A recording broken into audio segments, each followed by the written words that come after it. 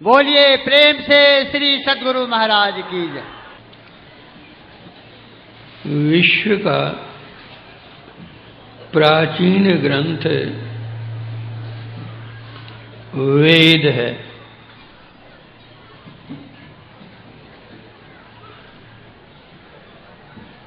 कृष्ण द्वैपायन ने उसको 3 भागों में विभक्त किया। ऋक्साम यजुरेव च।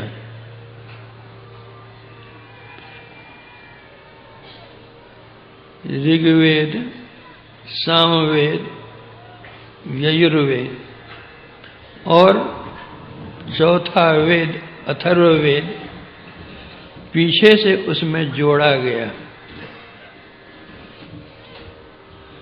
पुनः वेद को 2 भागों में विभक्त किया गया।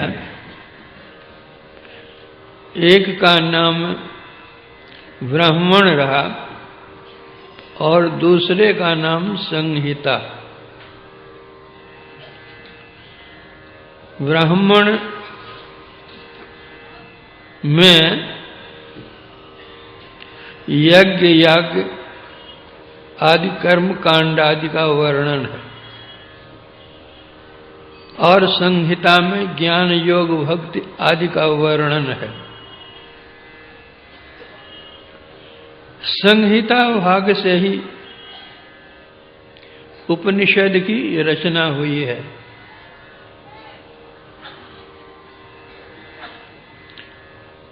उसमें एक मंत्र आया है, नायमात्मा बलहीनेन लभ्यो। जो बलहीन है वह आत्मलाभ नहीं कर सकता।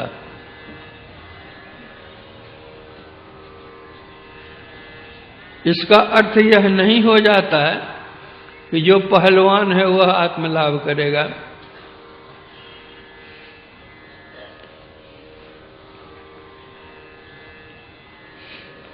बलहीन से तात्पर्य क्या है, बलवान से तात्पर्य क्या है?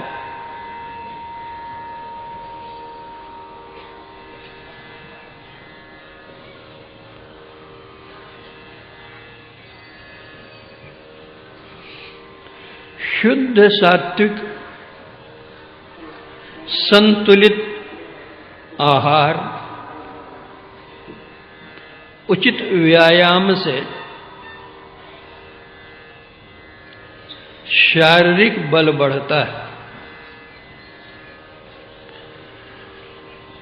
सद्ग्रंथों के श्रवण मनन अध्ययन से मनोबल बढ़ता है। अंतः साधना अंतर्ज्योति और अंतर्नाद की करने से आत्मबल बढ़ता है। इस सत्संग का आयोजन करने का तात्पर्य यही है। हमें तीनों बल की आवश्यकता है। शारीरिक बल भी हो, मानसिक बल भी हो और आत्मबल भी हो। आप लोगों को बताया गया है, जताया गया है, ज्ञात कराया गया है कि यहां सत्संग होगा।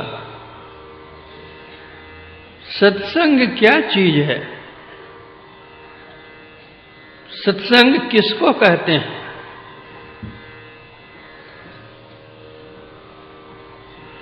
सत्संग 2 शब्दों के योग से हुआ है, सत और संग। सत उस पदार्थ को कहते हैं जो त्रयकाल अबाधित है, जिसमें किसी प्रकार का परिवर्तन नहीं होता, जो था, है और रहेगा।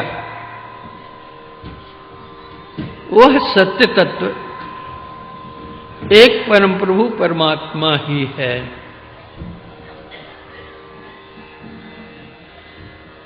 उनका संग हो, यह सत्संग कहलाता है। किंतु यहां जितने हम लोग एकत्रित हैं, ब्रह्म के दर्शन तो हम नहीं कर पा रहे हैं, उनका संग तो नहीं हो रहा है, फिर सत्संग की संज्ञा क्यों?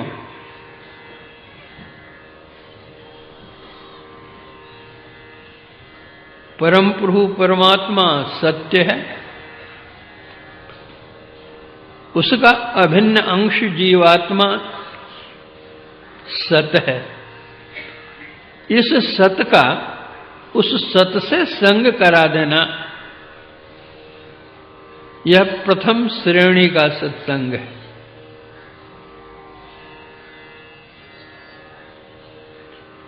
जब तक यह संग नहीं हुआ है,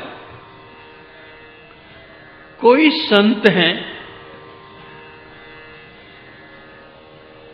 जो संत होते हैं, उनके लिए गोस्वामी जी ने लिखा है कैसे होते हैं। सोई जाने जेहि देहि जन आई, जानत तुम ही होई जाई। उस ब्रह्म को पाकर वे भी ब्रह्मवत हो जाते हैं। कबीर साहब ने कहा है,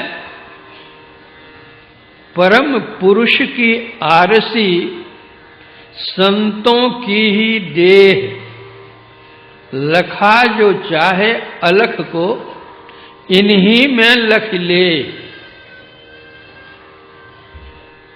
ब्रह्म निर्गुण निराकार हैं, संत सगुण साकार हैं, किंतु उन्हीं का प्रतीक हैं। इसलिए संतों का संग सत्संग कहलाता है, और यह द्वितीय श्रेणी का सत्संग है। किंतु संत कौन हैं, इसकी पहचान के लिए हमारे पास कोई मीटर नहीं है। वास्तविक बात तो यह है कि जो संत होते हैं वे ही संत की पहचान कर सकते हैं।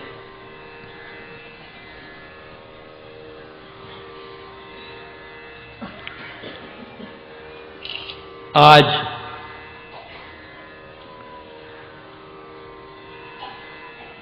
ईसाई धर्म का देखिए कितना प्रचार है, लेकिन जिस समय प्रभु ईसा मसीह हुए थे, उनको कितना कष्ट दिया गया, प्राण दंड तक दिया गया। और आज ईसाई धर्म चल रहा है, और अल्पसंख्यक नहीं बहुसंख्यक हैं।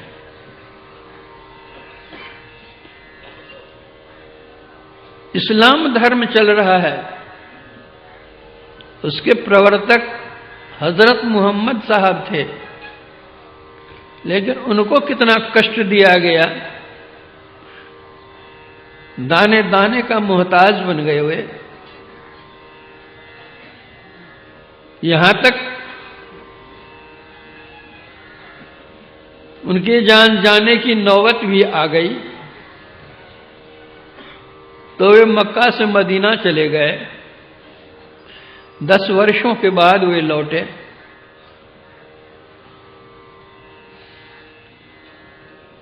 जिस समय कबीर साहब हुए, कबीर की 72 कसनी प्रसिद्ध है, 72 प्रकार से उनको कष्ट दिया गया।